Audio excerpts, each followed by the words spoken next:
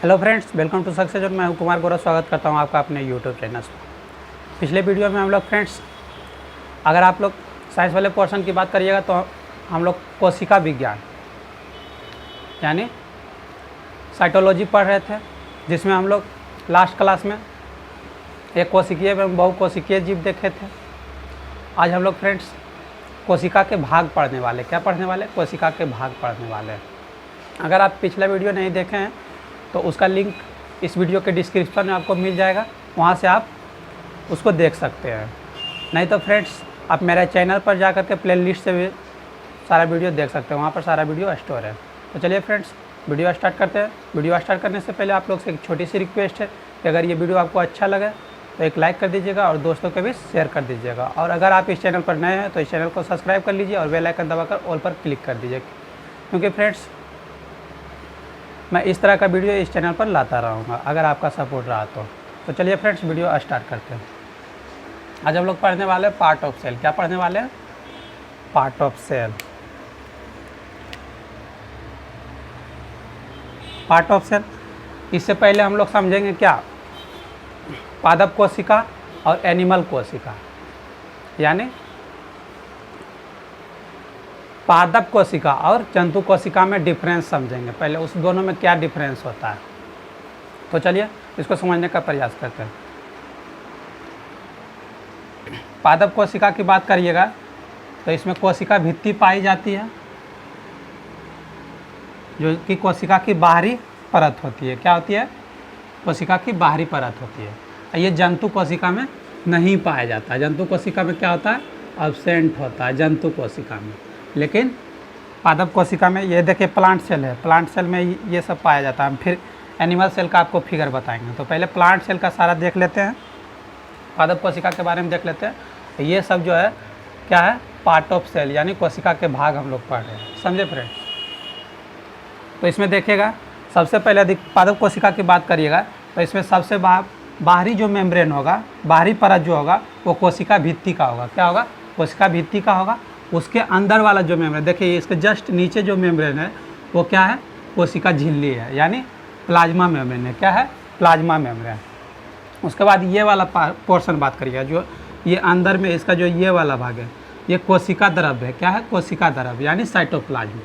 ये jelly like structure होता है और इसमें ही सारा कोशिका का कोशिकांग पाया जाता है। कोशिकांग हम लोग किसको बोलते हैं? कोशिका के ऑर्गेनेल, मतलब सेल ऑर्गेनेल को ही कोशिकांग बोलते हैं। जो उसके अंदर कोशिका के अंदर जो भाग होता है उसको हम लोग क्या बोलते हैं? कोशिकांग बोलते हैं। बहुत सारा कोशिकांग होता है फ्रेंड्स, जैसे हो गया एंडोप्लाज्मिक रेटिकुलम।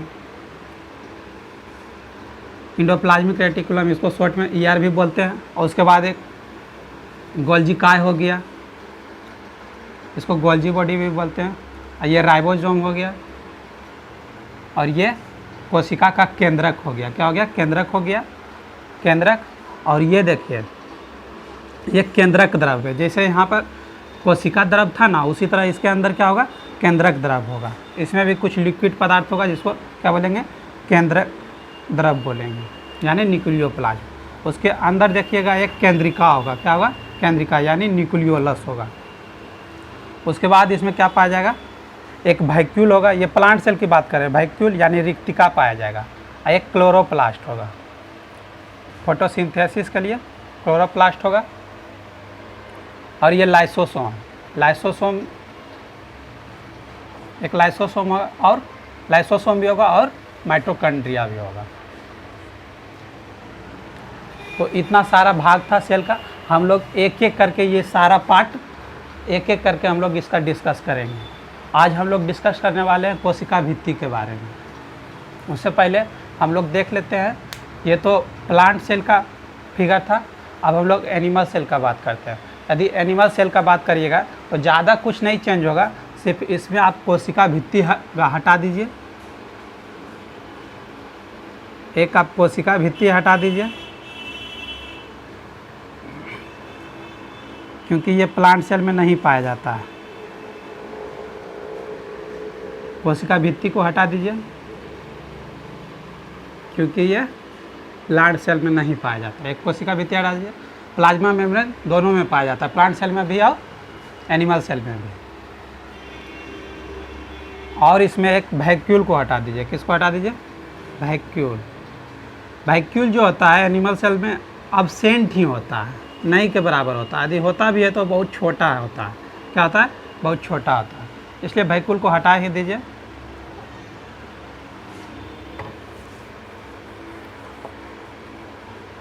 वैक्यूल को हटा दीजिए और ये माइक्रोट्यूब्यूल्स को भी हटा दीजिए।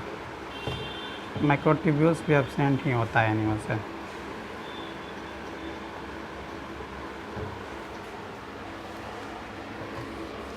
और यहाँ पादप कोशिका की जगह पर क्या कर दीजिए? जंतु कोशिका। ये क्या हो जाएगा? एनिमल सेल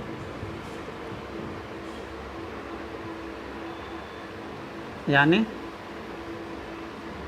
जंतु कोशिका। ये क्या हो जाएगा? जंतु कोशिका। और इसमें एक दो पॉइंट, और ये हरित लवक भी हटा दीजिए। ये भी नहीं पाया जाता है पादप कोश ये एनिमल सेल में। यानी क्लोरोप्लास्ट भी हटा दीजिए। और एनिमल सेल में कुछ कोशिकांग पाया जाता है जो कि प्लांट सेल में नहीं पाया जाता है। वो कौन सा है? एक तो सेंट्रियोल हो जाएगा, एक क्या हो जाएगा? सेंट्रियोल।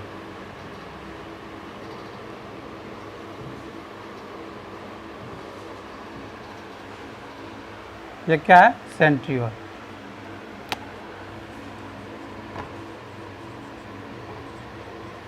सेंट्रियोल जो कि हमें क्या चीज़ में हेल्प करता है? ये कोशिका डिवीजन में हेल्प करता है हम लोग को। क्या चीज़ में हेल्प करता है? कोशिका डिवीजन में।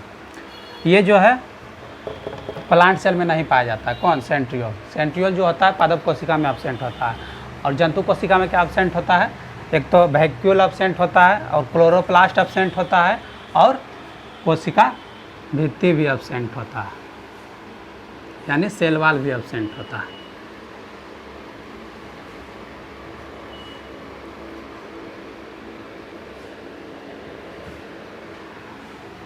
समझे? तो एनिमल सेल में क्या क्या पाया जाएगा? एक तो कोशिका झिल्ली पाया जाएगा, प्लाज्मा मेम्ब्रेन जिसको बोलते हैं। उसके बाद साइटोप्लाज्म पाया जाएगा जिसको कोशिका द्रव बोलते हैं। एंडोप्लाज्मिक रेटिकुलम भी पाया जाएगा, और गोल्जी काय भी पाया जाएगा, राइबोसोम भी पाया जाएगा, और केंद्रक यानी न्यूक्लियस भी पाया जाएगा, केंद्रिका भी पाया जाएगा, और केंद्रक द्रव भी पाया जाएगा। और इसमें सेंट्रियोल एक एक्स्ट्रा चीज़ पाया जाएगा, और लाइसोसोम और माइटोकॉन्ड्रिया। इसे पावर ऑफ हाउस भी कहा जाता है। क्या कहा जाता है?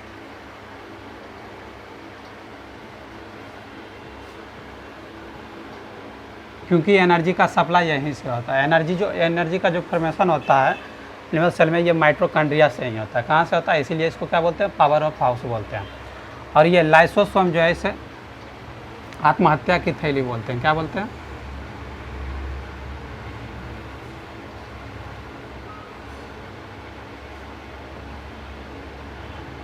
थैली बोलते हैं इसको।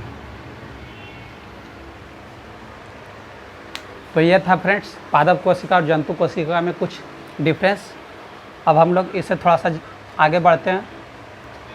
अब हम लोग बात करते हैं मेम्ब्रेन के। ऑर्गेनेल में भी जो होता है ना, मेम्ब्रेन पाया जाता है। जैसे ये सब कोशिका के ऊपर कोशिका झिल्ली पाया जाता है, उसी तरह ऑर्गेनेल के ऊपर भी मतलब उस एक झिल्ली पाया जाता है। अब उसके बारे में डिस्कस करते हैं। तो और कोशिका ये झिल्ली के आधार पर ऑर्गेनेल को 3 भाग में बांटा गया। एक डबल मेम्ब्रेन ऑर्गेनेल, एक सिंगल मेम्ब्रेन ऑर्गेनेल, और एक मेम्ब्रेन लेस ऑर्गेनेल। मतलब तो दोहरी परत वाला होगा, एक सिंगल परत वाला होगा, और इस एक में कोई झिल्ली होगा ही नहीं। तो जान लेते हैं। तो देखिए सबसे पहले एक बात करिएगा, तो राइबोसोम, एक राइबोसोम जो याद करने बोलते हैं सिर्फ वो याद रखना है। एक राइबोसोम और एक सेंट्रियोल। ये दोनों में कोई झिल्ली नहीं होता। ये दोनों में क्या होता है? एब्सेंट होता है मेम्ब्रेन, एब्सेंट।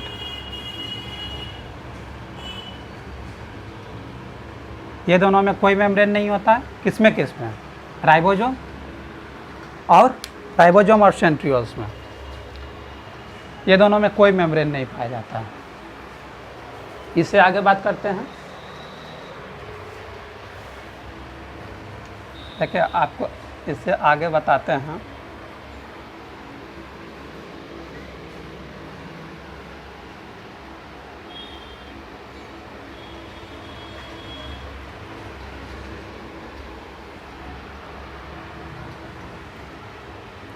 एक हो गया राइबोसोम, एक्स, ये दोनों में क्या आता है,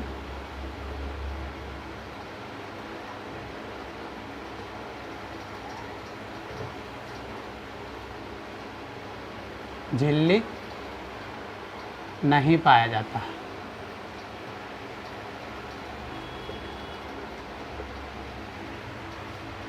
एक ये याद रखिएगा, और एक देखिए माइटोकॉन्ड्रिया,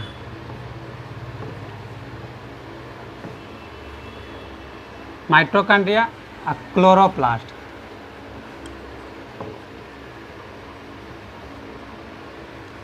यानी हरित लवक,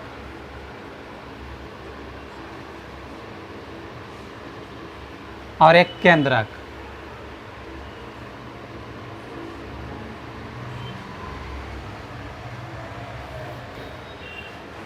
ये तीन में क्या होता है, डबल मेम्ब्रेन होता है। क्या होता है,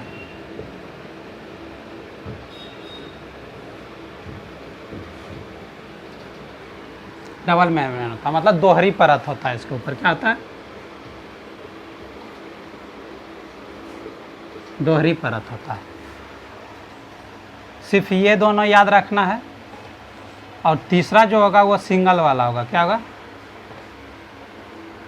देखिए ये 5 याद रखना है। राइबोसोम सेंट्रियोस जो है उसमें कोशिका झिल्ली नहीं पाया जाएगा, मतलब झिल्ली नहीं पाया जाएगा। और उसके बाद माइटोकॉन्ड्रिया, क्लोरोप्लास्ट और केंद्रक, इसमें क्या होगा, डबल मेम्ब्रेन पाया जाएगा। बाकी बात जितना भी बच गया वो क्या होगा, सिंगल मेम्ब्रेन उसमें होगा। क्या होगा, सिंगल मेम्ब्रेन। जैसे हो गया लाइसोसोम, गोल्जी काय, एंडोप्लाज्मिक रेटिकुलम, ये सब में क्या होगा जाएगा, सिंगल मेम्ब्रेन हो जाएगा। तो चलिए फ्रेंड्स, अब हम लोग पार्ट ऑफ सेल पढ़ते हैं, कोशिका का एक एक भाग देखते हैं। उसमें हम लोग सबसे पहले आज हम लोग स्टार्ट करने वाले हैं कोशिका भित्ति। क्या स्टार्ट करने वाले हैं, कोशिका भित्ति यानी सेल वॉल। आज हम लोग पढ़ने वाले हैं कोशिका भित्ति। क्या पढ़ने वाले हैं,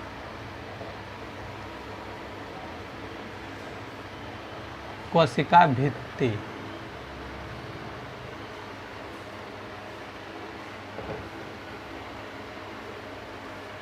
यानी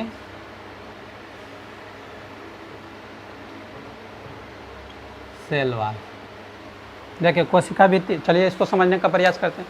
कोशिका भित्ति जो होता है ये पादप कोशिका की बाहरी परत होता है। क्या होता है, ये पादप कोशिका की बाहरी परत होता है, जैसा कि हम लोग देखे थे। ये जंतु कोशिका में नहीं पाया जाता। और ये जो होता है सेल्यूलोज का बना होता है। किसका बना होता है, सेल्यूलोज का बना होता है। सेल्यूलोज क्या होता है, सेल्यूलोज एक कार्बोहाइड्रेट, क्या है, कार्बोहाइड्रेट है। और ये पादप कोशिका का सबसे हार्ड पार्ट होता है। क्या होता है, पादप कोशिका का सबसे हार्ड पार्ट होता है, क्योंकि इसमें जो पानी की मात्रा 0% पाया जाता है, जिसके कारण ये हार्ड हो जाता है। और अगर बात करिएगा तो ये कार्बोहाइड्रेट है, और ये जो है पृथ्वी पर सर्वाधिक मात्रा में पाया जाने वाला कार्बोहाइड्रेट है। क्या है, पृथ्वी पर सर्वाधिक मात्रा में पाया जाने वाला कार्बोहाइड्रेट कौन है, सेल्यूलोज। और अगर कोशिका भित्ति का बात करिएगा तो जीवाणु में जो होता है, जीवाणु में कोशिका भित्ति वो क्या चीज़ से बना होता है, पेप्टाइडोग्लाइकन का बना होता है। किसका बना होता है, पेप्टाइडोग्लाइकन का बना होता है। और कवक का जो कोशिका भित्ति होता है यानी फंगी का, वो होता है काइटिन का बना हुआ। और अगर इसका बात करिएगा शैवाल का यानी एल्गा का बात करिएगा तो वो सेल्यूलोज का बना होता है। और इसका कार्य क्या है कोशिका भित्ति का, कोशिका भित्ति का कार्य है ये पादप कोशिका को आकार देना, आकृति देना और सुरक्षा देना, मतलब बाहरी आघातों से प्रोटेक्ट करना। तो ये कुछ था कोशिका भित्ति के बारे में। अब हम लोग इसका एक एक पॉइंट नोट कर लेते हैं। तो इसमें सबसे पहला पॉइंट क्या हो जाएगा, यह पादप कोशिका की बाहरी परत है। दूसरा पॉइंट क्या हो जाएगा, यह जंतु कोशिका में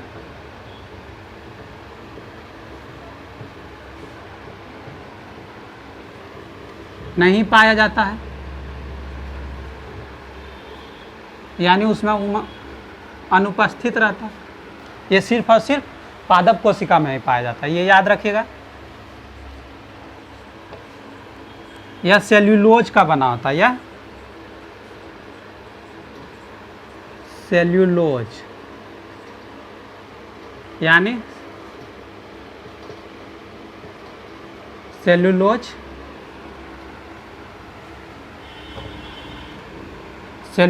यानी डेट मीन्स नहीं, ये सेल्यूलोज का बना होता है।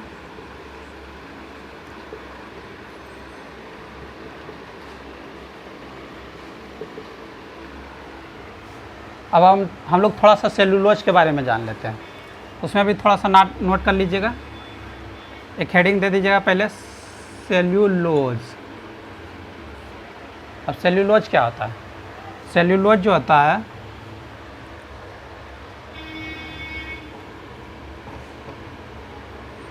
यह एक प्रकार का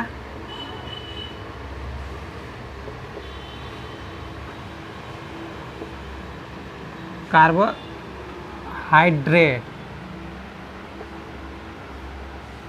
यानी पॉलीसेकेराइड होता है।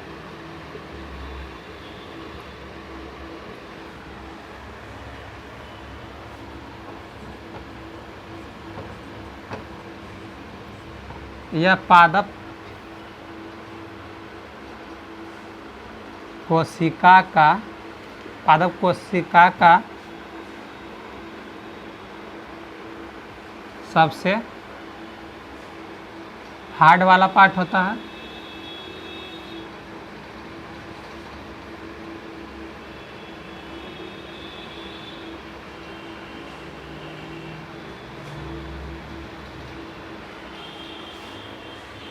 क्योंकि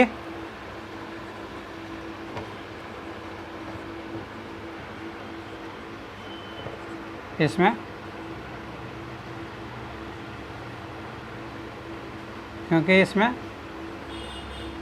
पानी की मात्रा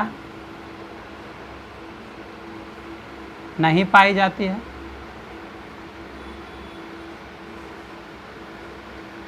तो इसके कारण क्या हो जाता है? सेल्यूलोज हार्ड हो जाता है। आगे देखते हैं सेल्यूलोज के बारे में।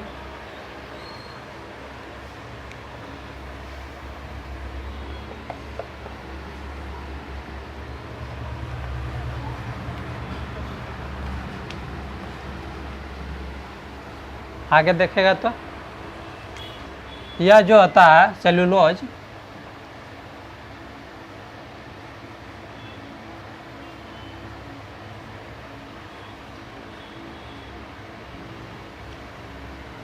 पृथ्वी पर सर्वाधिक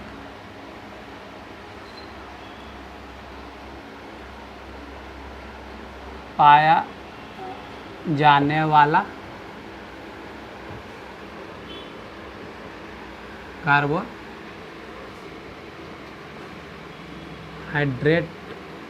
है।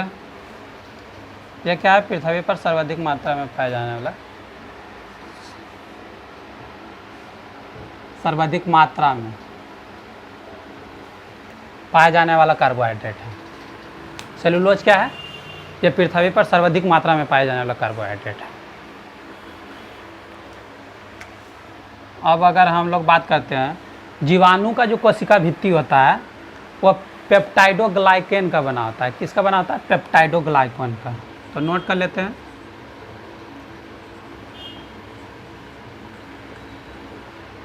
जीवाणुओं की कोशिका भित्ति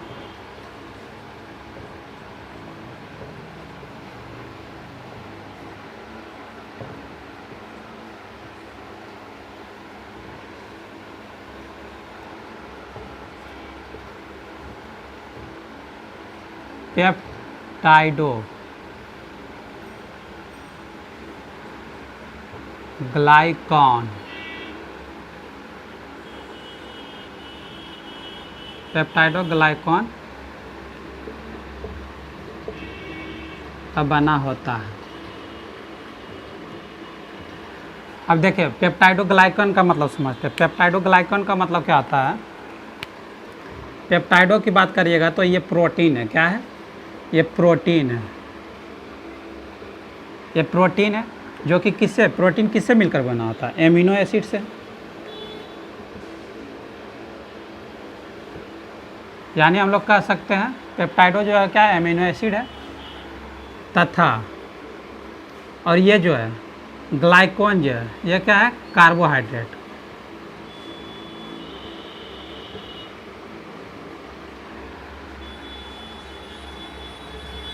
ये क्या है? कार्बोहाइड्रेट। यानी जीवाणुओं की जो कोशिका भित्ति है वो क्या चीज़ से मिलकर बनी होती है? प्रोटीन प्लस कार्बोहाइड्रेट, या फिर हम लोग बोल सकते हैं प्रोटीन के जगह एमिनो एसिड लिख सकते हैं। एमाइन एसिड प्लस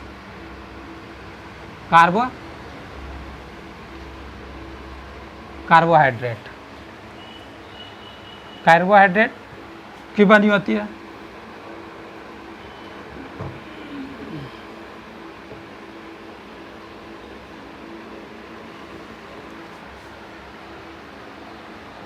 यानी जीवाणुओं की जो कोशिका भित्ति होती है क्या क्या चीज़ मिलकर बनी होती है? एमिनो एसिड और कार्बोहाइड्रेट की बनी होती है, जिससे हम लोग क्या बोलते हैं? पेप्टाइडोग्लाइकन की बनी होती है। किसकी बनी होती है? पेप्टाइडोग्लाइकन की।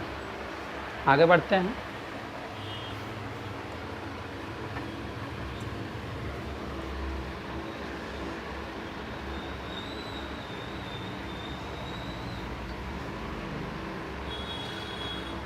अगर हम लोग कवक की कोशिका भित्ति की बात करते हैं, किसका? कवक यानी फंगी का, इसका बात करते हैं तो ये काइटिन का बना होता है। किसका बनाता है? काइटिन का बना होता है।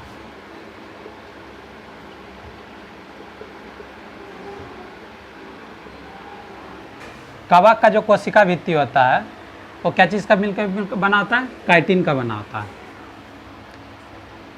और शैवाल का बात करिएगा यानी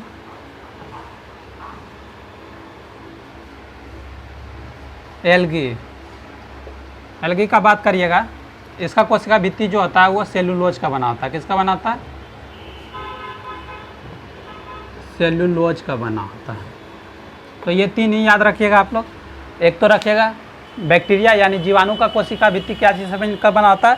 पेप्टाइडोग्लाइकन से, और कवक का काइटिन से, और एल्गा का किससे बना होता है? सेलुलोज से मिलकर बना होता है। ये तीन याद रखिएगा।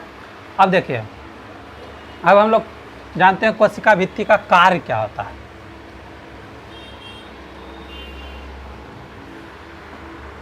इसका कार्य क्या होता है?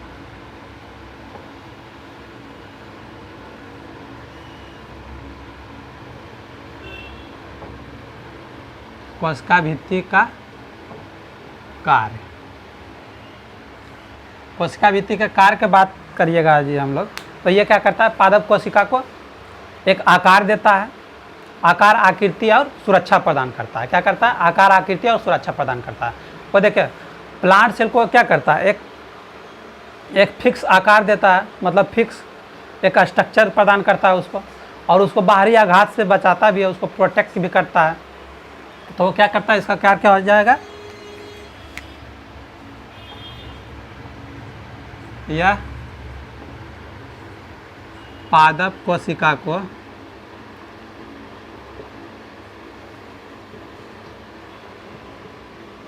आकार, आकृति एवं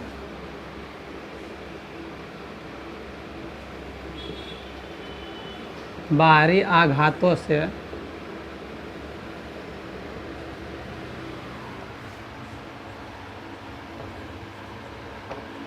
सुरक्षा प्रदान करती है। क्या करती है? सुरक्षा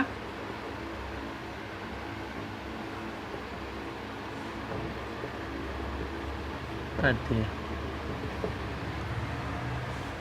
तो ये था फ्रेंड्स कोशिका भित्ति के बारे में हम लोग पार्ट्स ऑफ सेल स्टार्ट किए हैं, जिसमें पहला क्या पढ़े हैं, कोशिका भित्ति पढ़े हैं।